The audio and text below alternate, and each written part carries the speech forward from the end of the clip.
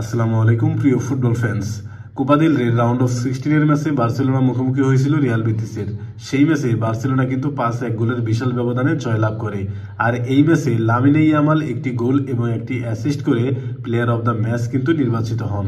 আজকে আলোচনা করব লামিনে ইয়ামালের অ্যাসিস্ট এবং গোল নিয়ে। আমরা যদি অ্যাসিস্টের দিকে তাকাই তাহলে দেখা যায় মিডফিল্ডার পেদ্রি কিন্তু লেফট ফ্ল্যাঙ্ক এবং অ্যাটাকিং মিডফিল্ডের মাঝামাঝি পজিশনে আছে এবং সেইখান থেকে তিনি কিন্তু বলটি পাঠিয়ে দিবেন একদম রাইট ফ্ল্যাঙ্কে। সেখান থেকে লামিনে ইয়ামাল কিন্তু বলটি রিসিভ করে একদম ফার্স্ট আসি বলটি পাঠিয়ে দিবে জোলেস কুন্ডের উদ্দেশ্যে। সেখান থেকে কিন্তু জোলেস কুন্ডে অসাধারণ একটি ফিনিশিং করেন।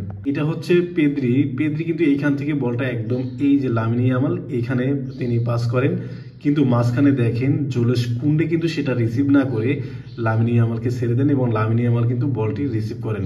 এবং পরবর্তী সময়ে গিয়ে আমরা দেখতে পাই, দেখেন এইখান থেকে একদম ফার্স্ট আছে লামিনে ইয়ামাল কিন্তু এই ডিফেন্ডারের উপর দিয়ে বলটি একদম ফাইনাল থার্ডে বা ডি বক্সে বলটি পাঠায়। পরবর্তী সময়ে জোলেস কুন্ডে রান মেক করে ডি বক্সে চলে আসে এবং সেখান থেকে কিন্তু অসাধারণ একটি ফিনিশিং করেন। আমরা যদি এই ক্লিপটা দেখি তাহলে আমরা বুঝতে পারবো। দেখেন এখান থেকে লামিনে ইয়ামাল কিন্তু বলটি দেন এবং এখান থেকে জোলেস কুন্ডে অসাধারণ একটি ফিনিশিং করেন। আমরা যদি পুরো ক্লিপটি দেখি তাহলে কিন্তু আমরা ক্লিয়ারলি বুঝতে পারবো। দেখেন বলটি পাস করলেন এবং জোলেস কুন্ডে অসাধারণ একটি কিক করলেন এবং গোলে পরিণত হয়ে গেল। লামিনে ইয়ামালের এই ভেলকিটার দিকে একটু লক্ষ্য করুন। দেখুন লামিনে ইয়ামাল কিন্তু আস্তে আস্তে করে ডি বক্সে ঢুকে পড়েছেন এবং প্রতিপক্ষের যারা ডিফেন্ডার আছে তাদের বোঝাতে যাচ্ছেন যে তিনি হরিজন্টালি মুভ করবেন, কিন্তু তিনি না করে ন্যানো সেকেন্ডের সিদ্ধান্ত পরিবর্তন করে ভার্টিক্যালি মুভ করে তিনি কিন্তু ডি বক্সে পুরোপুরি ঢুকে পড়েন।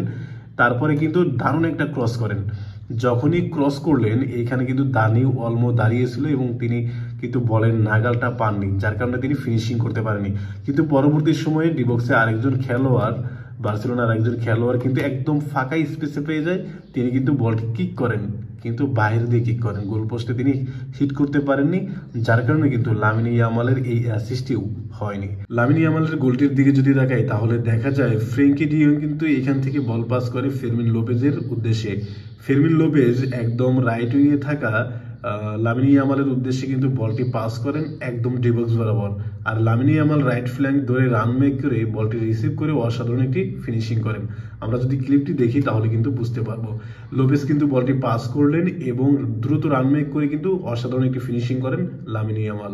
লামিনে ইয়ামালের এই ক্লিপটি দেখলেই বুঝতে পারবেন লামিনে ইয়ামাল কতটা গতিশীল ফুটবলার। দেখেন লামিনে ইয়ামালের অবস্থান কিন্তু এইখানে, আর বলটি রিসিভ করে লামিনে ইয়ামাল কিন্তু অসাধারণ একটি রান মেক করবেন। আমরা যদি ক্লিপটি দেখি তাহলে বুঝতে পারবো। দেখেন অসাধারণভাবে কিন্তু একজন ডিফেন্ডারকে ফাঁকি দিয়ে তিনি রান মেক করা শুরু করলেন এবং এই সামনের যে ডিফেন্ডার আছে তাকেও কিন্তু কাটিয়ে তিনি ডি বক্সে প্রায় ঢুকে যাবেন। সেই মুহূর্তে প্রতিপক্ষের খেলোয়াড়ের একটা বাধা আসবে এবং সেই বাধা থেকে বল পেয়ে যায় রাফিনহা কিন্তু পরবর্তী সময়ে গোলে পরিণত করে। দেখেন এই গোলটার ক্ষেত্রেও লামিনে ইয়ামালের অবদান কিন্তু অসামান্য। ধন্যবাদ।